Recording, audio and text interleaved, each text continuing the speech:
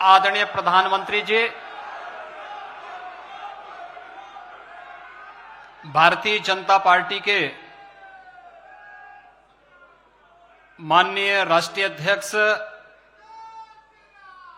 Shri Jagat Prakash Nadda ji, Bharatiya Janata party संसदीय board के सभी सम्मानित सदस्यगण, देश के अलग अलग राज्यों से आए हुए भारतीय जनता पार्टी के सभी माननीय मुख्यमंत्रीगण, उप मुख्यमंत्रीगण, केंद्रीय मंत्रिमंडल के सभी माननीय मंत्रीगण, राष्ट्रीय परिषद से जुड़े हुए हमारे सभी देश भर से आए हुए बहनों और भाइयों, माननीय रक्षा मंत्री जी ने विकसित भारत, मोदी की गारंटी से संबंधित जो राजनीतिक प्रस्ताव भारतीय जनता पार्टी के इस राष्ट्रीय महाधिवेशन में प्रस्तुत किया है, जिसका अनुमोदन माननीय वित्त मंत्री श्रीमती निर्मला सीतारमण जी ने यहां पर किया है, मैं भी इस प्रस्ताव के अनुमोदन के लिए यहां पर खड़ा हुआ हूं। हम सब जानते हैं, पिछले 10 वर्षों में पूरे भारत ने 140 करोड़ की आबादी ने एक नए भारत का दर्शन किया है। एक नया भारत, जहां पर भारत के हर नागरिक को दुनिया में सम्मान मिलता है, उसके पासपोर्ट की कीमत बढ़ी है। जिस भारत ने अपनी सीमाओं को सुरक्षित किया है, जिस भारत की आंतरिक सुरक्षा आज पूरी तरह सुरक्षित हुई है, जिस भारत ने सुशासन का स्वाद आजादी के बाद पहली बार, जिस भारत में हर तबके को देखने को मिला है और गरीब कल्याण योजनाओं का लाभ बिना भेदभाव के, न जाति, न मत, न क्षेत्र, न भाषा, हर व्यक्ति को, वह गांव का हो, वह गरीब हो, किसान हो, नौजवान हो, महिलाएं हो, युवा हो, समाज के हर तबके को जिस रूप में पिछले 10 वर्षों में इन योजनाओं का लाभ मिला, अभूतपूर्व है, अभिनंदनीय है। और भारतीय जनता पार्टी के इस राष्ट्रीय महाधिवेशन के अवसर पर एक भारत श्रेष्ठ भारत का दर्शन कराने वाले आदरणीय प्रधानमंत्री जी का हम सब हृदय से अभिनंदन करते हैं, स्वागत करते हैं।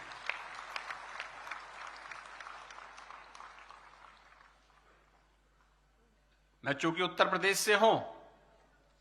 तो मैं वहीं से शुरुआत कर लेता हूं।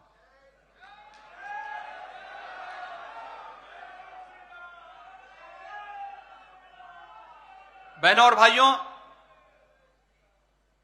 आदरणीय प्रधानमंत्री जी उत्तर प्रदेश से देश को नेतृत्व देते हैं और काशी विश्वनाथ धाम से जो यात्रा प्रारंभ हुई,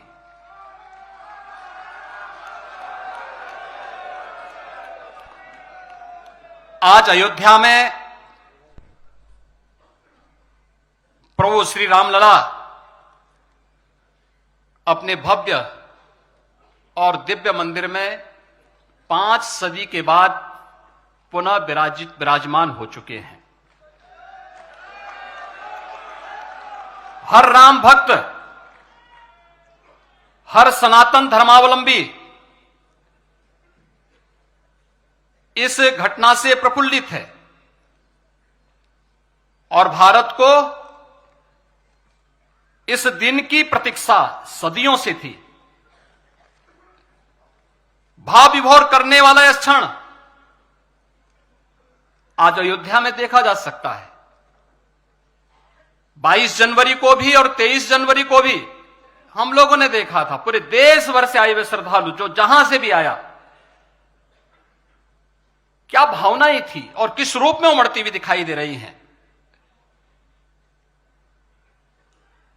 दर्जनों पीढ़ियां चली गई, एक ही कामना के साथ, एक ही तमन्ना थी कि अयोध्या में प्रभु फिर से अपने मंदिर में विराजमान हो जाए, उसका भव्य मंदिर बन जाए। किंतु प्रतीक्षा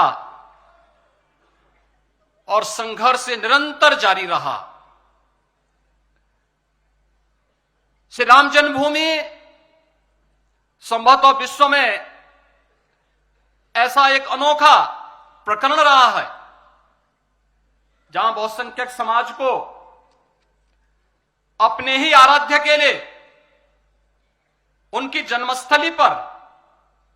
मंदिर निर्माण के लिए सदियों तक प्रतीक्षा करनी पड़ी, संघर्ष करना पड़ा, हर स्तर पर इस लड़ाई को लड़ने के लिए तैयार होना पड़ा। संतों के स्तर पर बैरागियों ने, पुजारियों ने, नागाओं ने, निहंगों ने, बुद्धिजीवियों ने, राजनेताओं ने, वनवासियों ने और समाज के हर तबके ने जाति पाति, विचार दर्शन, पूजा पद्धति से ऊपर उठ करके राम काज के लिए अपने आप को उत्सर्ग किया और अंततः वह शुभ अवसर आ ही गया जब कोटि कोटि सनातनी आस्थावानों के त्याग और तप को पूर्णता प्राप्त हुई। आज हर श्रद्धालु की आत्मा प्रफुल्लित है और इस बात से भी पूर्वजों की साधना को सिद्धि में बदलने के लिए और मंदिर बनाने का जो संकल्प था और जहां संकल्प था मंदिर वहीं पे बना है, इसके लिए भी भारतीय जनता पार्टी का यह राष्ट्रीय महाधिवेशन अपने यशस्वी प्रधानमंत्री जी का हृदय से अभिनंदन करता है, उनका स्वागत करता है और आभार व्यक्त करता है। पिछले 10 वर्ष के अंदर पूरे देश के अंदर विकास की जो गति बढ़ी है, अगर उसकी स्पीड आप देखेंगे तो हम सबको बहुत एक नए आत्मविश्वास के साथ भरता है। हम सब जानते हैं यहां पे स्टार्टअप की बात पहले से आई थी। आज पूरे देश के अंदर हम सब देखते हैं कि जो देश के अंदर पहले जिनकी संख्या बामुश्किल सैकड़ों में थी, आज 1,20,000 से अधिक स्टार्टअप भारत के अंदर है। यही नहीं, भारत के अंदर माननीय वित्त मंत्री जी ने बताया कि जो भारत 2014 में दुनिया की 10वीं बड़ी अर्थव्यवस्था माना जाता था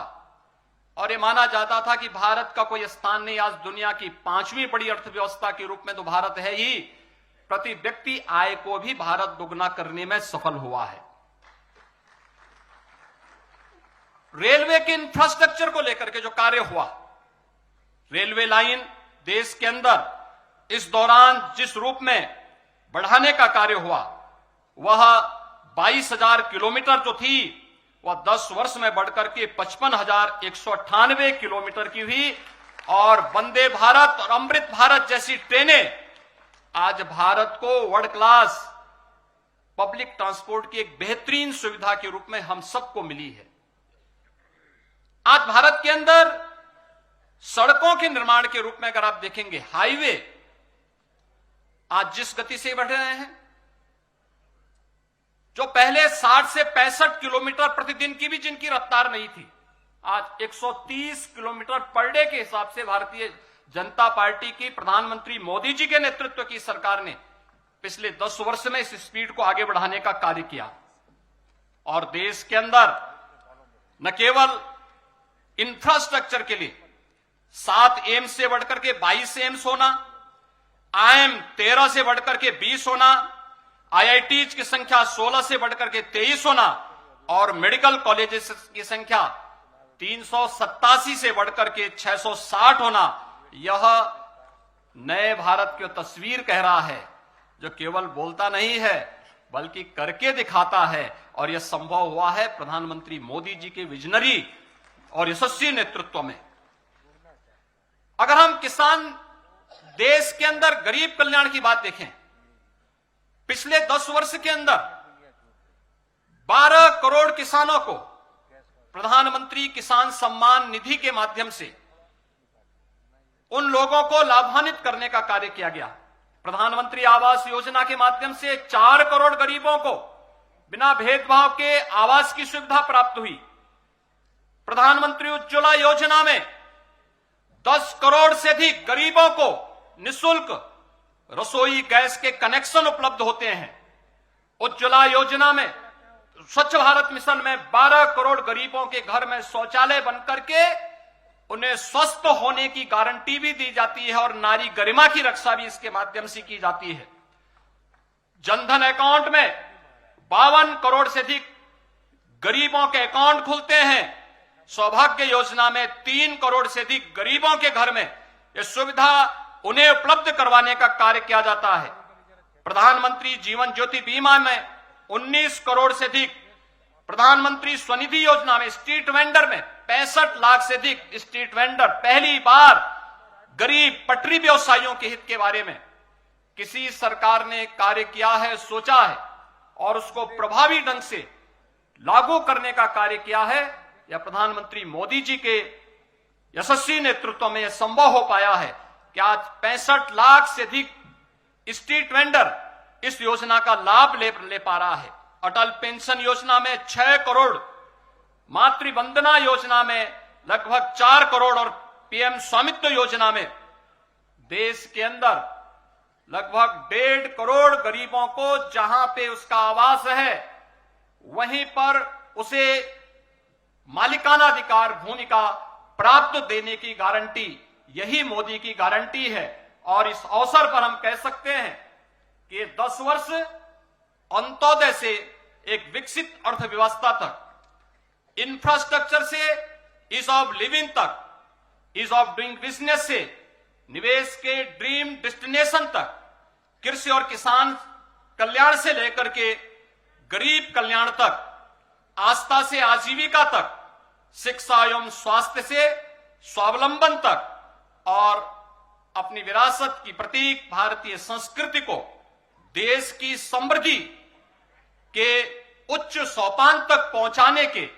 विकसित भारत की इस परिकल्पना को साकार करना, यह मोदी गारंटी से ही संभव हो पाएगा और मोदी गारंटी ही विकसित भारत की गारंटी बन सकती है। इस विश्वास के साथ 2024 में जब हम सब 2024 के चुनाव के पूर्व हम जा रहे हैं तो एक बार फिर से मोदी सरकार के संकल्प के साथ जब भारतीय जनता पार्टी का राष्ट्रीय महाधिवेशन यहां पर एकत्र हुआ है,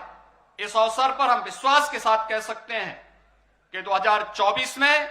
एक बार फिर से आदरणीय प्रधानमंत्री मोदी जी के नेतृत्व में तीसरी बार भारतीय जनता पार्टी और एनडीए मिलकर के 400 पार का लक्ष्य अवश्य प्राप्त करेगी। इस विश्वास के साथ मैं